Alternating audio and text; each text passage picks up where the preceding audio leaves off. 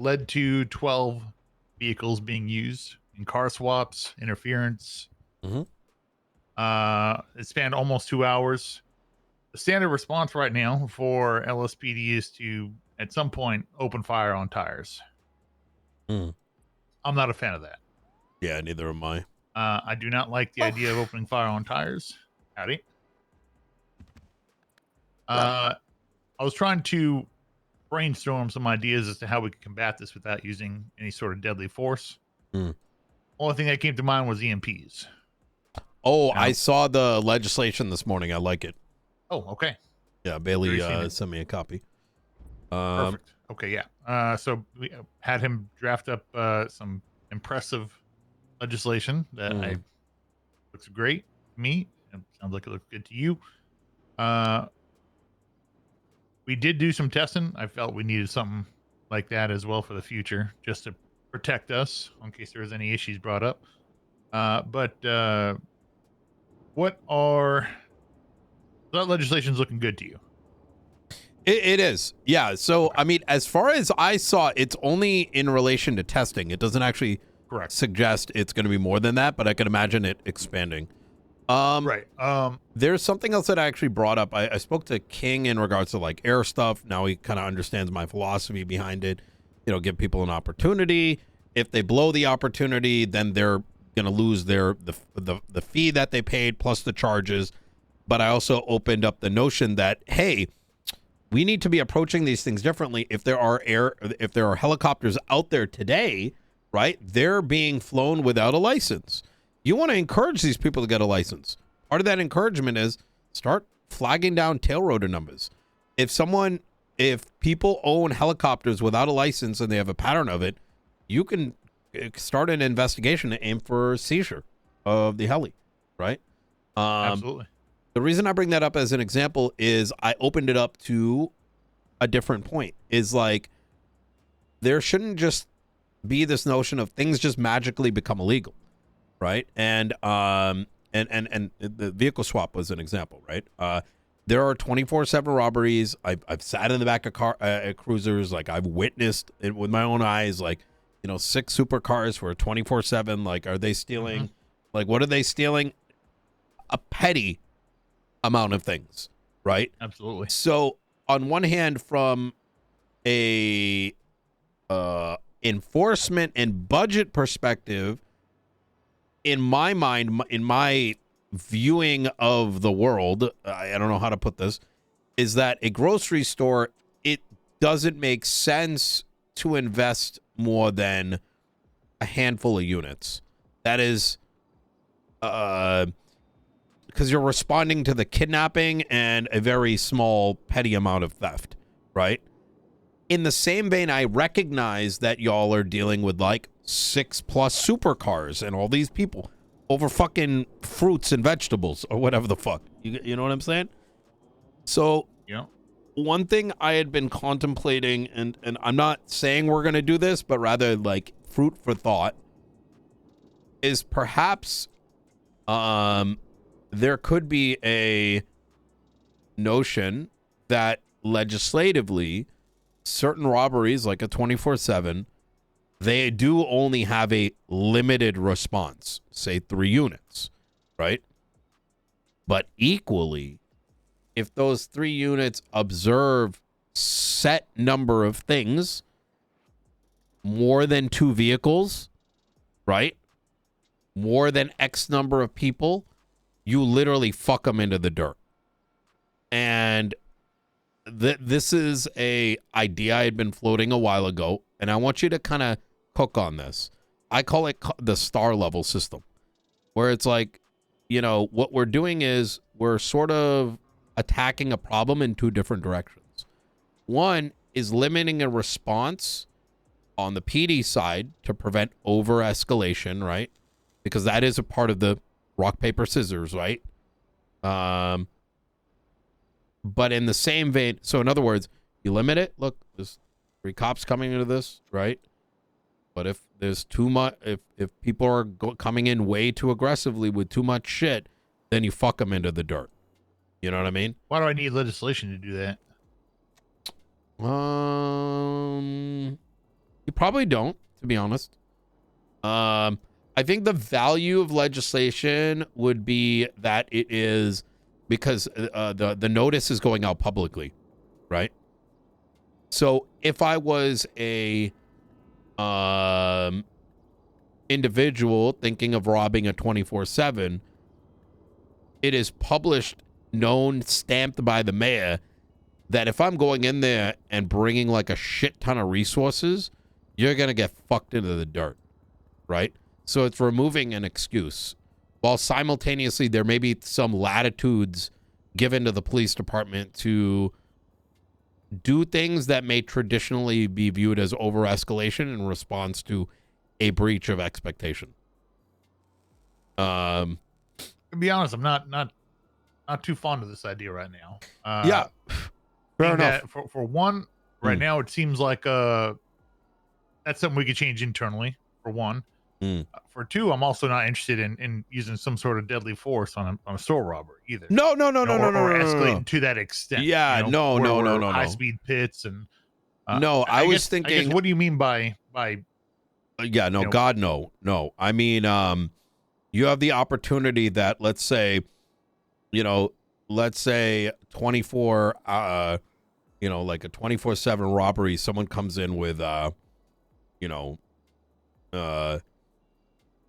a sweaty amount of bullshit, right? Right. You bring in Air One and you bring every fucking unit to that call. I think that's double-edged. For one, yes, I think that's a little ridiculous to bring what they're bringing to those types of calls. But for two, I think it's a little excessive for us to bring Air One to something like that. While it might deter, some people from doing in the future, we're also committing a lot of resources to it, which could turn into hours-long situation. I agree. One thing I do want to point out is this is very much like a floating thought, right? Sure, it's a spitball right now, Exactly that. And this floating thought is more of a reaction to what I'm hearing from other officers, and I look, we're dealing with all these supercars at the 24/7, and now it's also a helicopter, and my mind is kind of like, in the same vein that the police department should be limiting their resources, as should, like these petty robbers should not be bringing their entire fucking world to some small shit, right? It's not good on both ends of the spectrum. They don't. Well, that's why I'm proposing legislation. And now here's an alternative. Actually, here's an alternative, right? An alternative is a charge that actually comprises of reparations, that the restitutions, not reparations, restitutions to the LSPD. So where I'm going with this is there should be a cost associated with overwhelming the police department in unreasonable circumstances. I would say that bringing multiple fucking supercars to a 24/7 robbery overly is costing the county. And so the counter to it could alternatively be, if you get caught in a circumstance where you guys have documented X number of supercars in a 24/7, you're going to be faced with an additional like $50,000 charge. I think that's gonna be a very messy situation. People are gonna start showing up with these souped up, futos, or how are we gonna define it? It seems like there's a lot of I don't know. It's definitely something to think about. Yeah, at first glance, I feel like it's gonna be a bit of a stretch. Yeah, no, I don't disagree. I'm not. But I get what you're trying to do, and that's what I'm trying to do too. You see the angle of philosophy I'm trying to drive down. Yeah, I'm not happy with my conclusions, which is why I never really brought it any more forward. But Yeah, it's I mean, I'm sitting here trying to figure it out too. I spent mm, quite a bit of time yesterday talking to people and trying to figure out some sort of alternative angle we can approach this with, while not, I guess you say, overstepping or escalating. My goal is not to escalate, not to mm. send more units at something. It's to prevent it from getting to that point. It becomes a Uh, challenge, right? Because from what I've seen, from my observation, and please, correct me if I'm wrong, is I feel like law enforcement deals with a lot of different calls throughout the day. And from my observation, because everybody is human, if law enforcement gets overstressed by select situations, bringing a lot of sweat to the field, I don't know how else to put it. Even though it should not be viewed as such, right? The reality is we are in San Andreas, right? If you have offices having to respond to 2-hour 24/7s with a bunch of supercars, that energy is going to go to the next call. And absolutely. I mean, it drains people. It yeah. has a lot of different effects on people, is what it does. And so the question that I drive Yeah. through my mind is, well, that is a barrier I can understand from the PD perspective. So how do we limit it on the other end of the spectrum in a manner to dissuade criminal elements over indulging?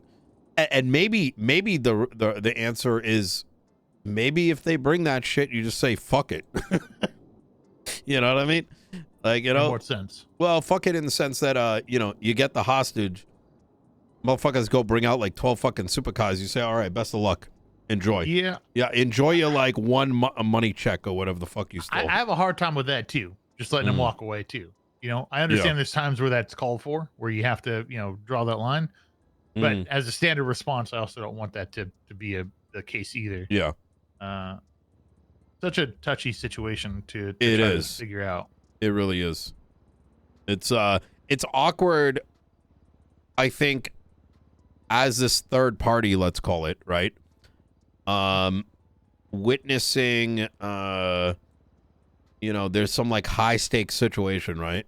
Government official is kidnapped, or Polito or whatever, some big FIB situation is kicked off, and the response for a 24/7 is equal to that, not because of PD, but on both ends of the spectrum, right? Both sides just like, they bring one car, they bring another, now there's more units, that they're both equal, right? Like it's I wish there was a good solution to it. Yeah, I think it's I mean, this is gonna be a never ending,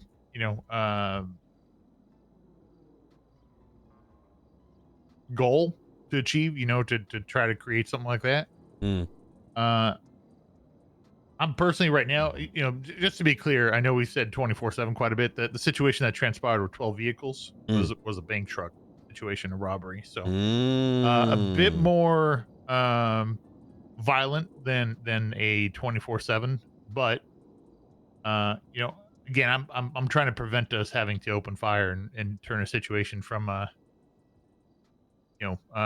chase, a situation that's a chase, no matter what the situation is, not just in a bank truck, but any situation that would warrant shooting tires. I'm trying to prevent that, so we can get a vehicle stopped, or what happens is these people get out, we try to cuff them, they slip cuffs, they get in a car, they drive around for another 10-20 minutes, they get pitted, the vehicle goes out, they try to get cuffed a couple times, they slip cuffs again.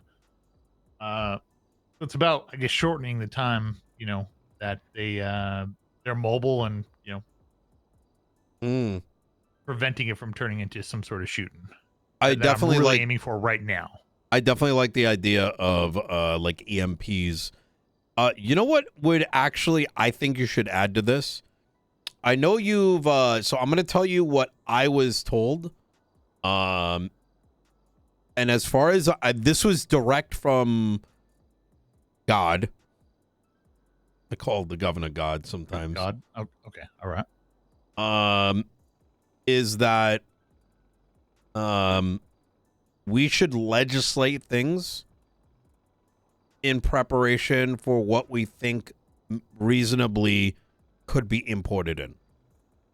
It's not a guarantee. And I know there's been a lot of like dumb fucks, like for example, we wrote pet legislation, right? It's not guaranteed we're going to get like canines and we almost did. Our importer kind of had to rechange his priorities.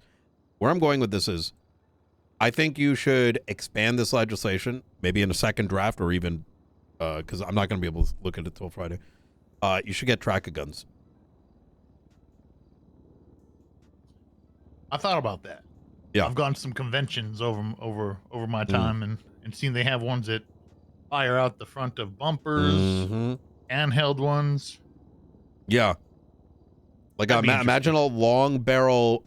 I don't know about. Yeah, there's a lot of interest. There's also catch nets, right? You ever seen those? I've seen those catch nets. I think they're more gimmicky than anything. Yeah. Personally. Yep. But yeah, I've definitely seen things like that. A long barrel tracker gun, right? Right. Big reload. You put it in. They go down a thing. You fire that, and now you've got this. You got a tracker on that car, right? And what would that tracker allow us to do? Not only follow it, track it indefinitely.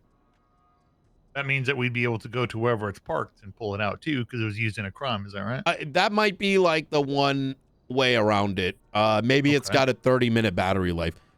You know, I'm not an electrician or like a electronic major or whatever. Right. But yeah, I would say the general philosophy of having a tracker gun used as a alternative form of escalation in the same vein of the EMP. EMP, and I might have a bit of negative, like, takes on EMPs just because back in the day I used to watch, like, the heli fired, like, EMPs into the road and it never did shit. Whereas... Yeah, these EMPs that we tested are very, very tough. Really? Think of it as a...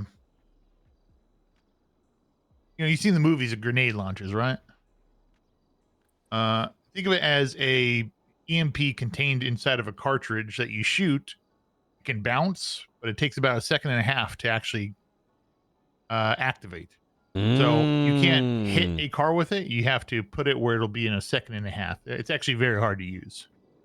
It's not easy. It's not just point and shoot,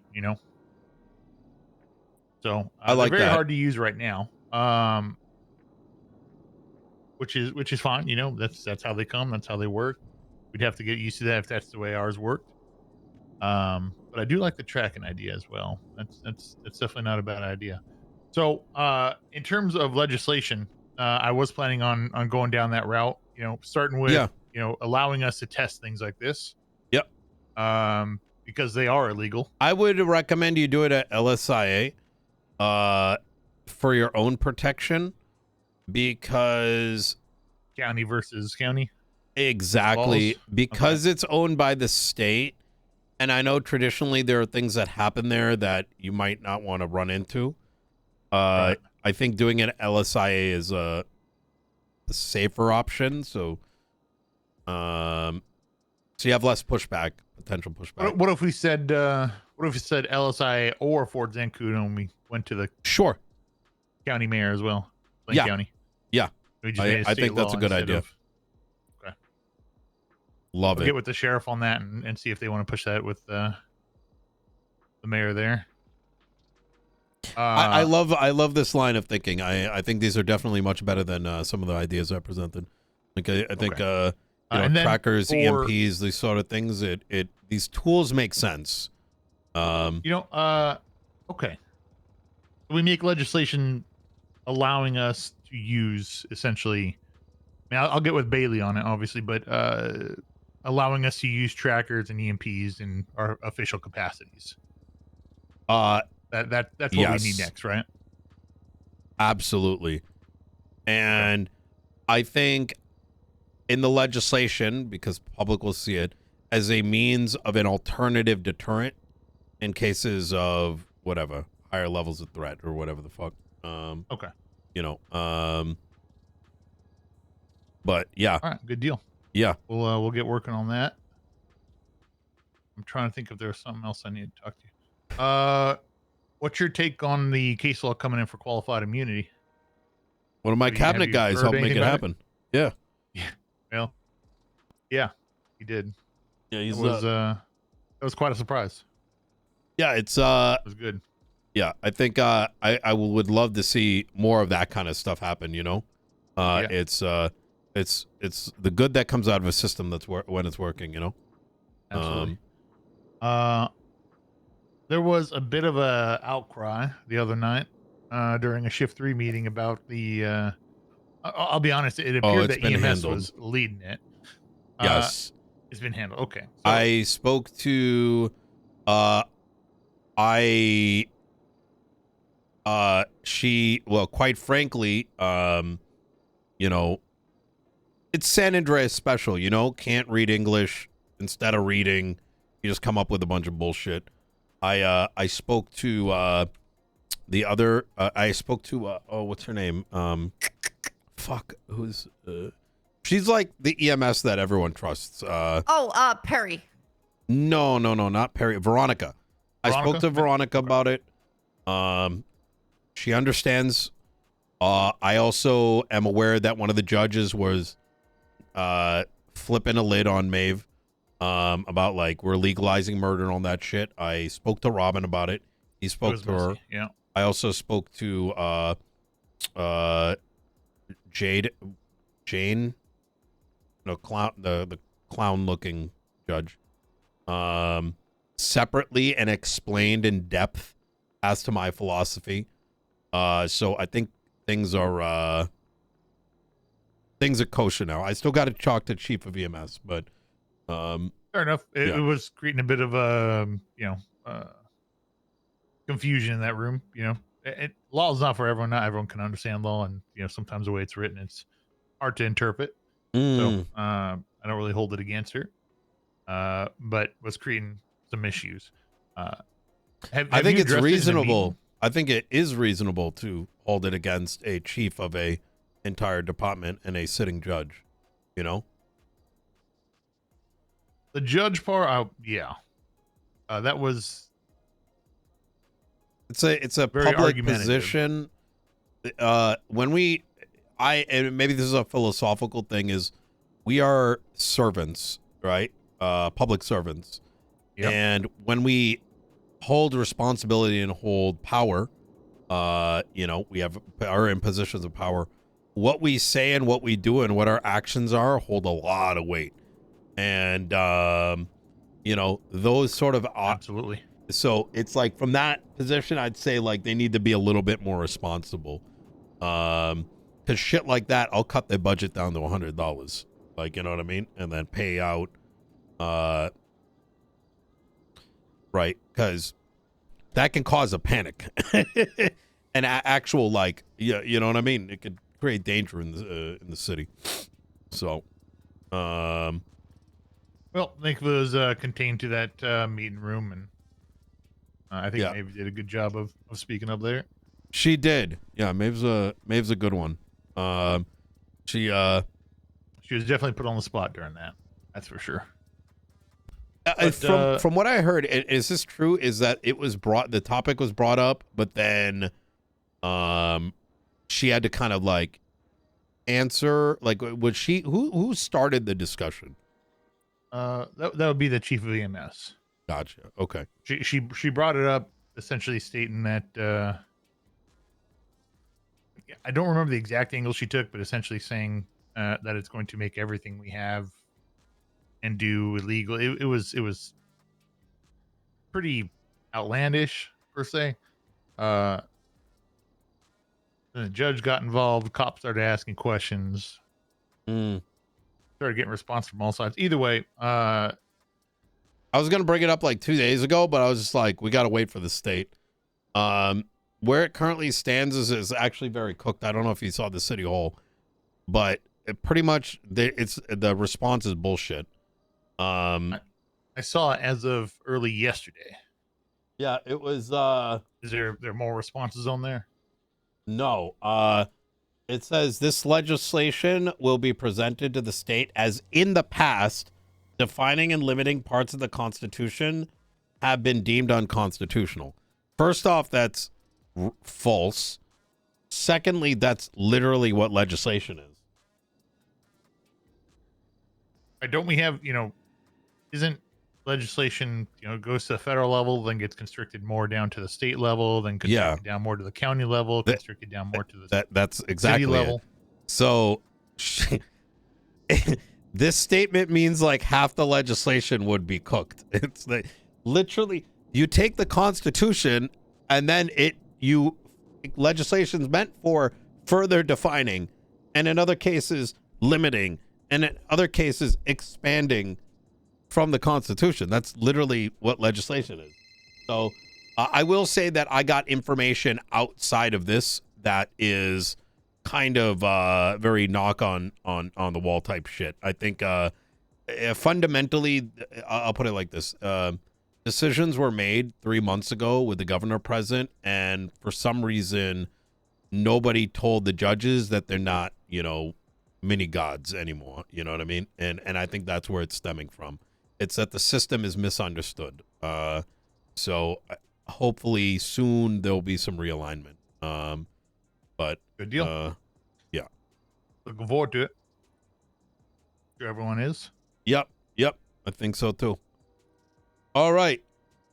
Well, why, unless there's anything else, we should be good soon. And we're gonna be purchasing a stall for the county soon.